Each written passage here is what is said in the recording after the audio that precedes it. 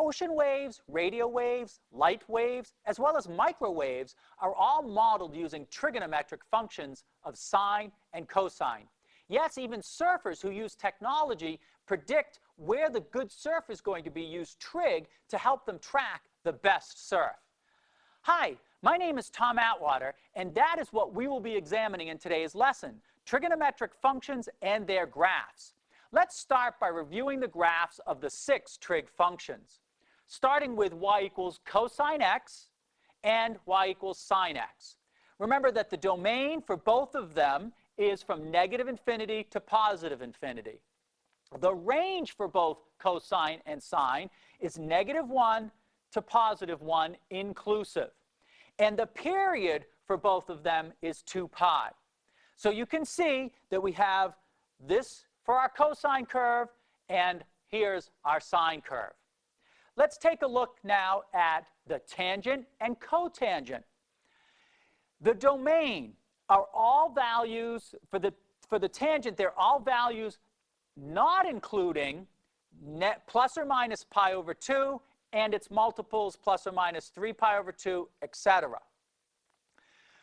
The range, however, is, as you can see, from negative infinity to positive infinity. It extends forever for the range. The period in this case is pi. That is the amount of the x value that it takes to repeat itself. For cotangent, the domain are all the values of x, not including 0, plus or minus pi, and its multiples, plus or minus 2 pi, etc. The range, of course, is from infinity down to negative infinity, and once again, the period in this case is pi. Let's take a look at secant and cosecant. Remembering secant is the reciprocal of cosine, and cosecant is the reciprocal of sine. The domain for secant is all the x values not equal to plus or minus pi over 2, plus or minus 3 pi over 2, and its multiples. The range, well, notice that the range now is y less than or equal to -1 and y greater than or equal to 1. The period here is 2 pi. That is to say, in a distance of 2 pi, it completes 1 full cycle. What about cosecant? For the domain, all x not equal to 0, plus or minus pi, plus or minus 2 pi, and its multiples. The range is the same. Y is less than or equal to -1. Y is greater than or equal to 1. And then the period is 2 pi. Now, since the trig functions repeat at regular intervals, we say that they are periodic. And we can talk about a general periodic function and define it as follows. A function f of x is periodic if there is a positive number p such that f of x plus p is equal to f of x for every value of x. The smallest such value of p is the period of f. Again, note that sine, cosine, secant, and cosecant all have a period of 2 pi. The tangent and cotangent have a period of pi. Let's move on and review the rules for transforming the graph of a function. Here we have the function y equals f of x with a number of transformations occurring.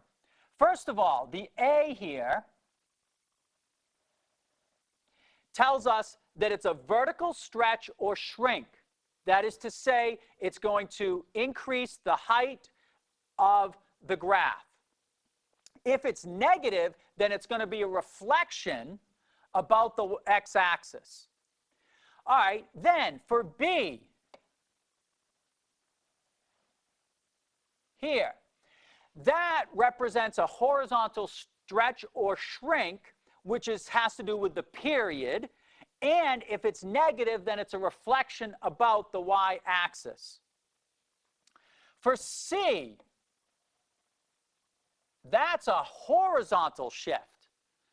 That is a shift to the left or to the right. And then for d, that is a vertical shift. That is up or down. Now let's take all of these ideas and apply them to a general sine function or sinusoid form. So what we have is f of x is equal to a times the sine of the quantity 2 pi divided by b times the quantity x minus c plus d. So here's the thing. A is the amplitude. B, or the absolute value of A is the amplitude. The absolute value of B is your period. C is the horizontal shift, and D is our vertical shift. Now, of course, I think the best way to see this in action is to look at an example. So let's take temperatures in Fairbanks, Alaska. We want to find the amplitude, the period, the horizontal shift, and the vertical shift for this particular model. So what you'll notice is that, remembering that this number here gives us the amplitude. So the amplitude is 37. This number here gives us the period. So our period is 365. The horizontal shift is 101. And the vertical shift is 25. So that's how you can use that formula to determine those 4 characteristics. Now, let's move on to the inverse trig functions and take a look at those definitions. So we have cosine inverse of x. And that's going to have a domain of -1 to +1 inclusive. And its range is going to be from 0 to pi inclusive. And we restrict the range because, remember, for functions to be, for this to be an inverse function, we can only get one answer out of it. Let's look at the other functions. For inverse of sine, we have the same domain, which is from -1 to 1, but this time the range is from -pi/2 to pi/2. For tangent, or inverse tan, the domain goes from -infinity to infinity, and the range is from -pi/2 to pi/2.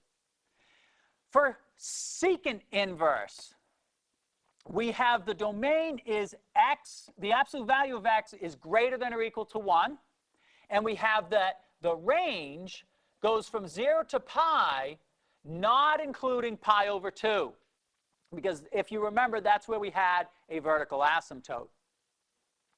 For cosecant inverse, we have the same domain as for secant inverse, which is the absolute value of x is greater than or equal to 1. This time, the range goes from -pi/2 to pi/2, but it cannot equal 0.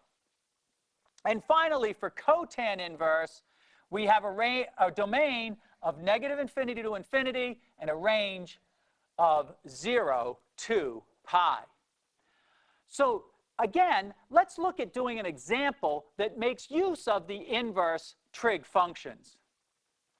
So solve for x where we have tangent of x equals -2 in -infinity up to infinity for the value of x. So what we're looking for is the angle whose tangent is -2. So that's the inverse tangent. In other words, this is tan inverse of -2, and that equals x. Now, of course, you're going to do this on your calculator. So you would plug in the tan inverse of -2, and you will get the response -1.107. Now, that's in radians, and what that tells us is that it is in the 4th quadrant. And that's good because the interval that we're interested in is from -pi/2 to +pi/2. Now remember, the period of tangent is pi. So you have to take that into account to say that our solution for this x equals -1.107 plus k times pi. and that would give us all the solutions that work for the value of x. Remember that the inverse function just gave us this one value. Well, it's now time for you to try a problem. So here's the problem that I would like you to do. Evaluate the expression sine of cosine inverse of 7/11.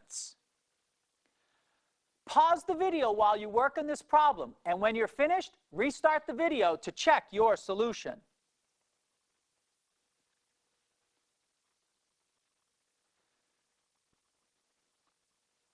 All right, welcome back. Let's see how you did on this.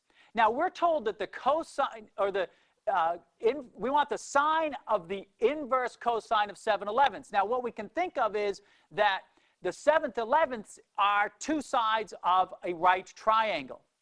And the third side, because remember, cosine is the adjacent over the hypotenuse, so when we want to find the opposite side, we can say that we have 11 squared is going to equal the opposite side squared plus the adjacent side squared.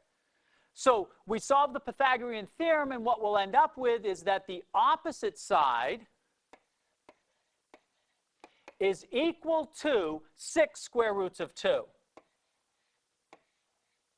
So the reason that's important is we want the sine of the angle whose cosine is 7/11. Well, the angle whose cosine is 7/11 has a sine which is the opposite over the hypotenuse. So in other words, the sine of this angle, which I'll just call theta for ease of purposes, is going to be 6 square roots of 2 over 11. Okay, that's the answer that you should have gotten on the problem that I assigned. In this lesson, we reviewed the 6 trig functions, and then we looked in detail at the 6 inverse trig functions. Be sure to work the exercises that your teacher assigns, and we'll see you next time.